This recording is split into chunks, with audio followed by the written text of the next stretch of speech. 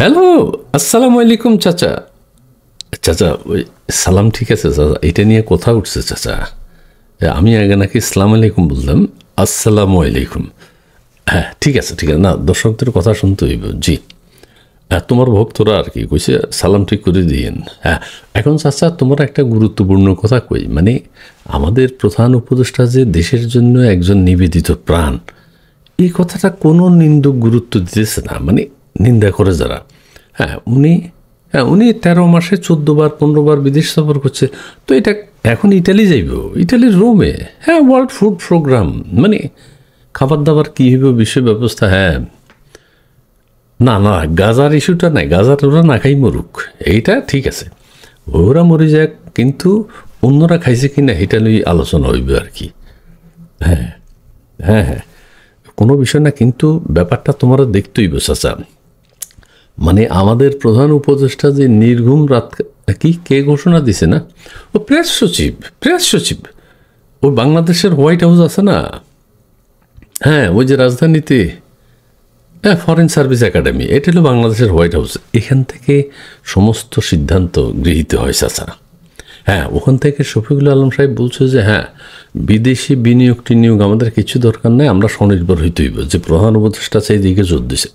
হ্যাঁ দেশে যে কোনো ফরেন ইনভেস্টমেন্ট নাই, দেশীয় ইনভেস্টমেন্টও নাই আপাতত, কিন্তু কইতেছে না এগুলো আমাদের আর দরকার নাই। আরে বাপ রে বাপ, কোনো দরকার নাই স্যার, নিজেরা স্বনির্ভর হইতে হইব। হ্যাঁ হ্যাঁ হ্যাঁ, আর ওই যে দেশে বাইরে যেতে, শিক্ষিত বেকার বাড়ি যেতেছে। হ্যাঁ, অল্প নিরক্ষর যারা, কম শিক্ষিত যারা, এরা তো শেষ, এরা তো বেকার হইয়া এখন ওই বিবিএ পাস নাকি বেশি, এটার আবার সায়েন্সে উত্তরণ, মানে সায়েন্স শিক্ষার উপর বাড়াইবে আর কি স্যার। হ্যাঁ তো আমাদের প্রধান উপদেষ্টা ইটালির পরে, হ্যাঁ ইটালি থেকে যদি অন্য কোনো দেশে কোনো অ্যাওয়ার্ডের খবর আসে, না নোবেল না, শান্তি পুরস্কার তো তিনি একবার পাইছেন, এখন শান্তি পুরস্কারের জন্য ডোনাল্ড ট্রাম্প চেষ্টা করতেছে। হ্যাঁ হয়তো এবার না দিলে কিন্তু ওই যে নোবেল কমিটির উপর বোমা মারব, হ্যাঁ একেবারে কেইবা যাইব, ওরে বাপরে বাপ।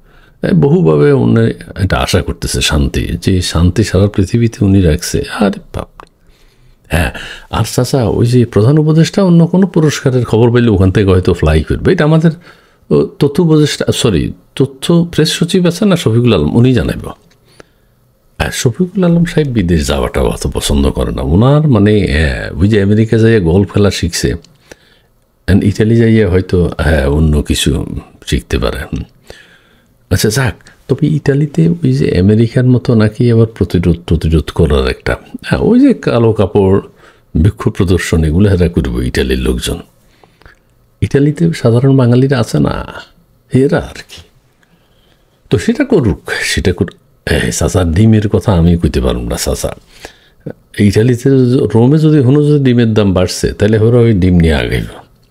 ইটালির আইন কি আমি জানি না, দেখা যাক। এখন মুদ্রা কথা হচ্ছে দাদা চাচা, ওই যে প্রধান উপদেষ্টা যে এত বিদেশ সফর করতেছে, এটার গূঢ় রহস্যটা বুঝতে হইবে। মানে উনি দেশের জন্য, দেশের মানুষের জন্য হ্যাঁ ওই জন্য ওনার নিজের ট্যুরগুলো উনি দেশের টাকা দিয়ে সারাই দেয়। আমরা তো ওনার পিছনে ইনভেস্ট করতে হইব চাচা, হ্যাঁ ওনার আগায় নিতে হইব না, উনি নিজের ব্যবসা বাণিজ্য যাতে আরও ভালো করে করতে পারে। না চাচা না, এটা নিয়ে আমার আর কোনো কথা নাই চাচা। হ্যাঁ তোমার আমি জানাবো রোমে কি হয়, সেটার খবর পেলে আমি তোমারা জানাবো না। আরে না, রোমে কতজন যাইব এটা শফিক সাহেব এখনও জানা নাই। হ্যাঁ ওই যে প্রেস সচিব, হ্যাঁ উনি যেটা বলবে এটাই। জি যাক, যতজন নিয়ে যাক, 200 জন নিয়ে গেল আমগো কি, আমরা তো 2-1 টাকা পাই না চাচা, হ্যাঁ দেশের মানুষের কি। ঠিক আছে চাচা রাখি চাচা, আসসালামু আলাইকুম রহমতুল্লাহি ওয়া বারাকাতুহু। ঠিক আছে চাচা, না চাচা এটা নিয়েও তো করা যাবে না, সুন্দর করে সালাম দিতে হবে। জি ওই কুদ্দুস ভাইরে তুমি একটু হ্যাঁ পৌঁছে দিও। চাচি ঠিক আছে, যাক ঠিক আছে। এখন ওই জনগণের দৃষ্টি ইতালির রোমের দিকে। 12 তারিখ কী হয় আবার এটা বলা যায় না। ঠিক আছে চাচা, আসসালামু আলাইকুম। জি জি চাচা, জি, ওকে।